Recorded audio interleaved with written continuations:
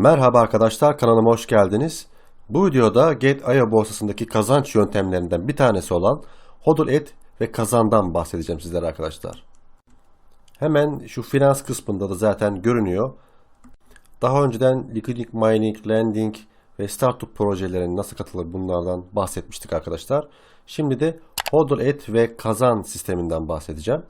HODL zaten elimizde uzun vadede tutmak anlamına geliyor. Hemen şu şekilde bir tıklayalım.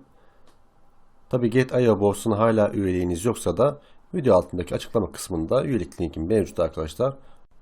Oradan üyeliğinizi açabilirsiniz. HODL kazandaki mantık arkadaşlar, mesela bir coin'i spot cüzdanımızda tutuyoruz. Tabi onun artışından veya düşüşünden bir işte kazanç veya kayıp durumu meydana gelebilir. HODL kazanda eğer ki coinlerimizi tutarsak ekstradan bir kazanç elde etmiş oluyoruz. Yani spotta bulunacağına burada bulunması daha mantıklı. Ancak önemli olan bir püf nokta var. O da şu arkadaşlar. Burada yayınlanan projeler, yani coinler yayınlandıktan kısa bir süre sonra gerekli talebi yerine getirdiği için kapanıyor arkadaşlar. O yüzden yayınlanma zamanını takip edip dikkat edip ona göre hızlıca almamız gerekiyor. Tabi bu takibi nasıl yapabiliriz? Birincisi Gate.io borsasının Twitter sayfasından. Oradan yayınlamalar yapılıyor. Oradan takipte bulunup buradan satın alabilirsiniz. Bir diğer ise arkadaşlar, şurada hemen daha fazla kısmında duyurular var. Bu duyurular kısmında da bu yayınlamalar, bu haberler yapılıyor arkadaşlar. Oradan da takipte bulunup gene tabii ki buradan alım işlemi yapabilirsiniz. Şimdi bunlar devam eden projeler arkadaşlar. Burada zaten bitiş zamanları gösterilmiş. Bazıları 14 gün diyor. Bazıları 7 gün, 67, 672 gün. Günleri değişiyor arkadaşlar. Mesela hemen şöyle aşağı doğru indiğimizde birçok proje mevcut. Az önce bahsetmiş olduğum işte Twitter sayfasındaki o paylaşımlar, gene işte duyurular kısmındaki o paylaşımlar bu ön ısıtmadaki coinlerle alakalı oluyor arkadaşlar. Satış başlangıcı diyor. Mesela 9 saat 48 dakika kalmış diyor. Hemen hemen şu bütün coinler için aynı zamanlama mevcut.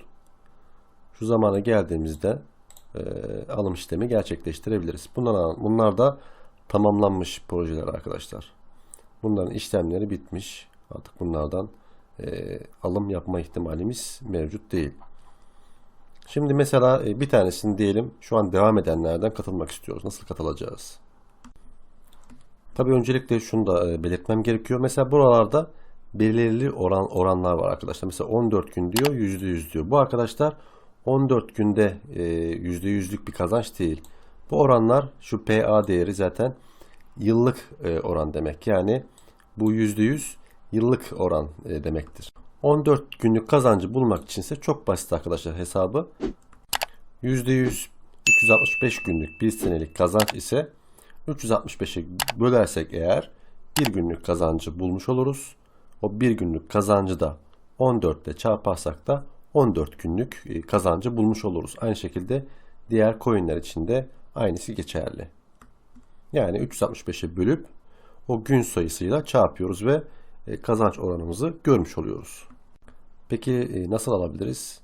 Onu hemen şu şekilde göstereyim. Örnek olarak burada Ethereum Hold et diyor. Hold et ve kazan. 7 günlükmüş arkadaşlar. Hemen üzerine şu şekilde geliyoruz. Bitiş zamanı da 6 gün 5 saat 45 dakika diyor. Burada mesela Ethereum hold etmek için cüzdanımızda Ethereum bulunması gerekiyor.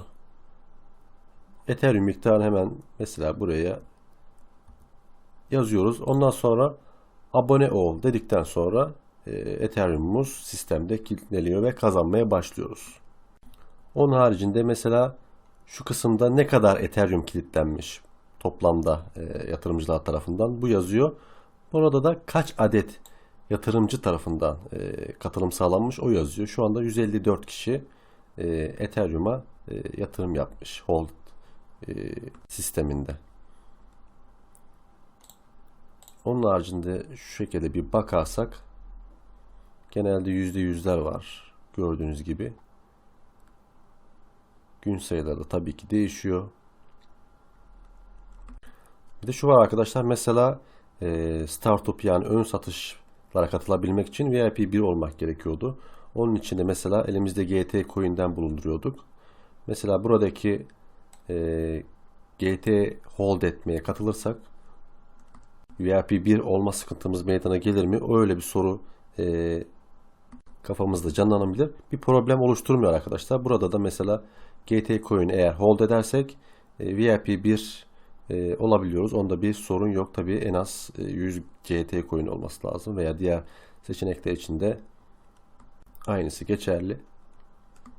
Gene Gate.io borsası ile alakalı diğer videolarımda video altındaki açıklama kısmında paylaşacağım arkadaşlar. Borsa ile alakalı bütün detayları tek tek anlatmıştım. Oradaki linklerden izleyebilirsiniz. Gene eğer mesela bir hold etme işlemi yaptık. O kısım nerede görünecek? Yani yaptığımız holdlar şu kısımda görünüyor arkadaşlar. Burada yayınlanacak. Burası neye benziyor sizce arkadaşlar? Binance borsasındaki kilitli birikimlere benziyor. Hemen hemen aynı mantık zaten. Belirli günde elimizdeki coin'i kilitliyoruz ve onun üzerinden bir kazanç, bir faiz elde ediyoruz. Şöyle altta doğru indiğimizde birçok proje mevcut. Mesela burada USDT diyor mesela.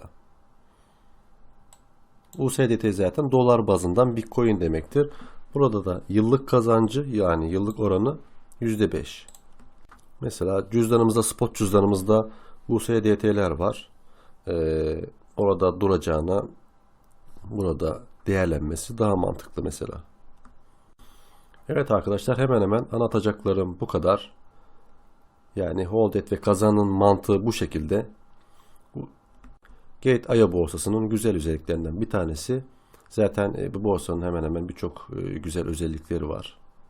Avantajlı bir borsa ve içerisinde barındırdığı coin miktarı da çok yüksek. Gene tabi hold et ve kazanla alakalı sorularınız varsa video altındaki yorumlar kısmına sorularınızı bırakabilirsiniz. Bütün sorulara içtenlikle cevap veriyorum arkadaşlar. Gene Twitter adresimden ve Instagram adresimden takipte bulunabilirsiniz.